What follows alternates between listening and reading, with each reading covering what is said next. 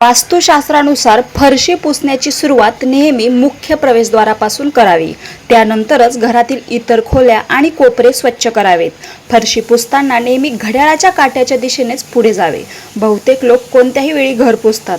ते त्यांच्या सोयीनुसार हे करतात, परंतु वास्तुशास्त्रानुसार हे चुकीचे मानले जाते. घर पुसण्याची सर्वोत्तम वेळ ब्रह्ममुहूर्त आहे. सूर्योदयापूर्वी पहाटे 4 ते 5:30 दरम्यान. जास्तीत जास्त तुम्ही 12 पर्यंत करू शकता, कारण की 12च्या नंतर उतरता प्रहार होतो. त्या टायमिंगच्या पुढे करणं थोडंसं चुकीचंच मानलं जातं.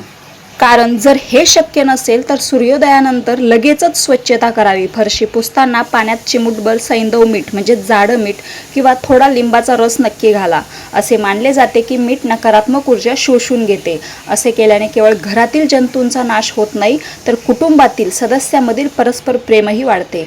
वास्तुशास्त्राच्या तत्वानुसार दुपारी किंवा सूर्यास्तानंतर घर पुसू नये. असे मानले जाते की दुपारी नकारात्मक ऊर्जेचा प्रभाव अधिक असतो. यावेळी साफसफाई केल्याने कौटुंबिक कलह निर्माण होऊ शकतात. घरातील फरशी पुसताना काही महत्त्वाचे वास्तुनियम पाळल्यास सकारात्मक ऊर्जा वाढण्यास मदत होते.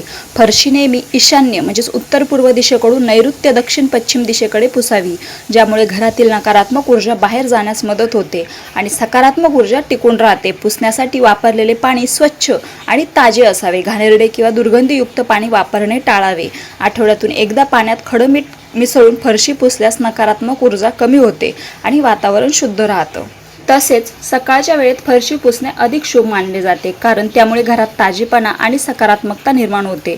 याशिवाय पुसण्यासाठी वापरण्यात येणारा पोछा किंवा कपडा नेहमी स्वच्छ असावा, अन्यथा स्वच्छतेचा उद्देश पूर्ण होत नाही. फरशी पुसल्यानंतर उरलेले घाण पाणी घरात ठेवू नये, ते लगेच बाहेर टाकावे. पाण्यात थोडे सुगंधी द्रव्य जसे की गुलाबजल किंवा लिंबू टाकल्यास घरात प्रसन्न वातावरण निर्माण होते. सर्वात महत्त्वाचे म्हणजे फरशी पुसताना मन शांत आणि सकारात्मक ठेवणे आवश्यक आहे, कारण आपल्या मनस्थितीचा परिणाम घरातील ऊर्जा आणि वातावरणावर होत असतो.